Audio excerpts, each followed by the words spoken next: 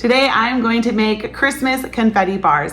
I love this recipe. It's so simple, it's quick, it's easy, it's not very expensive. So I always like to do it at the beginning of the Christmas season because it gives me a really good sense of accomplishment. Plus my kids love them and they get to enjoy them longer throughout the whole entire Christmas season.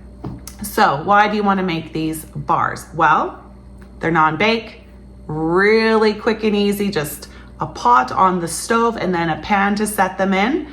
Only 4 ingredients: butter, chocolate, peanut butter, marshmallows. That's it. Like really, how nice is that? I find that both the young and the old enjoy these bars. It's not just a kiddie bar. You have the chewiness of the marshmallow and then a really nice silky texture from the chocolate and the peanut butter. And to top it all off, when you cut into these bars, they're actually very festive looking. It looks like snowballs stuck amongst all the chocolate. So really, if it's time-wise, flavor-wise, diversity amongst age group, and a festive looking bar, you cannot lose. So here is what you will need to make these Christmas confetti bars. You will need a parchment paper and a 9 by 13 dish or container of some kind. You will need a large pot, half a cup of salted butter, 1 cup of smooth peanut butter. You don't want crunchy and you don't want real peanut butter. You want the fake creamy stuff. 2 cups of semi-sweet chocolate chips. Then 1 package of mini marshmallows. So first off, we're going to melt the half a cup of butter, the 1 cup of peanut butter on medium-high heat. The hardest part of this recipe is working with the peanut butter. And it's not too bad. So we're just going to stir it consistently until the peanut butter and the butter have fully melted. Once the very last little bits of the butter have melted, we are going to turn our heat off, but we can leave our pot on. Then we are going to dump in all the chocolate and stir it around till it's nice and smooth. So once your chocolate has fully melted, you're going to remove the pot from the hot element and we're gonna set it aside so that it can start to cool. It is not gonna take too long for that mixture to cool off because it wasn't on the heat very long to begin with. But we do need it to cool off enough so that the marshmallows do not melt when we mix them in. I often wait about 15 minutes and I kind of put my hand on the bottom of the pot, and if it's just a little bit warm, it's often okay. I can go ahead and put the marshmallows in. Feel free to give it a stir from time to time as well, just to release some of the heat. But the 15-minute mark is what you really do want to pay attention to. So while that cools, you can prepare your dish for the bar to set in. So 9 by 13, it can be like a cake pan, a casserole dish, one of the foil dishes, it doesn't matter. But I do highly recommend greasing it first and then lining it with parchment paper. If you just put the bar in, it's gonna be really hard to get out unless you use one of the foil containers, because then you can kind of push from the bottom to release it. But if you're using a glass or metal pan, then you do need the parchment paper. The butter just helps it to stay in place while you're smoothing it out, so that's just convenient.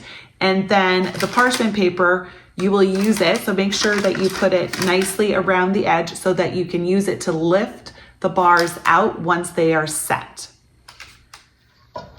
All right, we are set for the marshmallows. Look how nice and shiny and smooth that chocolate and peanut butter is. So we're just going to dump the whole bag of marshmallows in, toss them up into the chocolate and peanut butter mixture. Just make sure they're all coated evenly.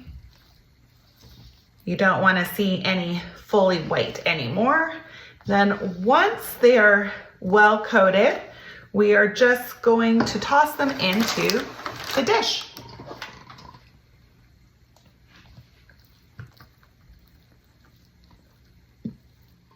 So what I do, so I have some remaining chocolate in there. So just pat down the marshmallows and form your bar. Try to make it even and level.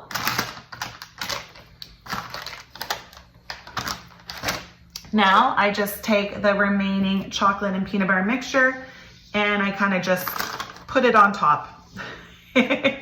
If you see an area that looks like it needs a little bit more, do that. Otherwise, just put it randomly and then spread it out at the end. Perfect, because we do not want to leave any of that goodness behind.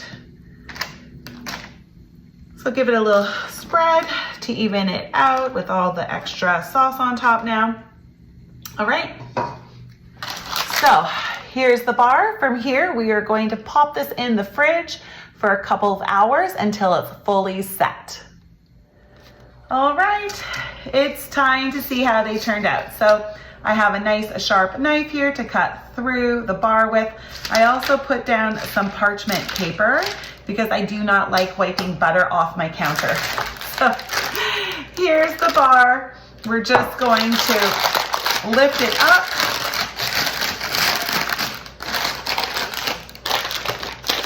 There we go.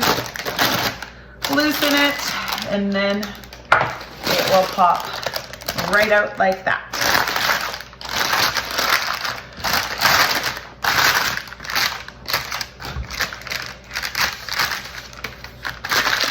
Okay, peel it away. So if it's set properly, it will just peel really nice and easily off the parchment paper. Okay, you ready to see the inside?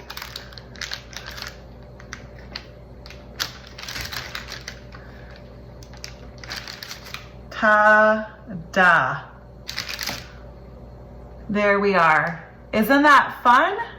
I just love with these bars how silky and smooth and shiny the peanut butter and chocolate is. It's so nice. It's a bit light right there. So isn't that beautiful? It's so fun. It's festive and it's delicious. With this recipe, you can freeze it for sure. Nice and easy, it thaws beautifully. What I do is I do cut them into portions that we want to eat. I put them in a Ziploc bag, I take the air out, and so then it's almost like it's like sealed in nicely so that they don't touch each other. So leave a little bit of room between each of the portions. And how I get the air out, I don't have a special machine. It's me. I just zip the bag up till it's almost 100% full, and then I just the air right out of it. And you'll see it come in, and then the portions will be separated from one another, and then they will not stick to each other when they freeze. It's really fun to do. Really high tech, right? So when you're ready to have them, you can just take them out of the freezer. You can rather let them thaw. I do have kids who like them frozen, and majority of us do appreciate them cold. So even if I don't freeze it, I will store it in the fridge and we'll have them cold. It just makes the marshmallows a little bit chewier, which we do prefer. But if you want room temperature, they are really good like that as well. Thank you so much for baking with me today. I really hope that you enjoy these confetti bars and that they become a family favorite for you, just like they have for us. If you have any questions, leave them in the comments below. And if you do make this recipe and enjoy it, please let me know that as well. All right, everyone, till next time, bye.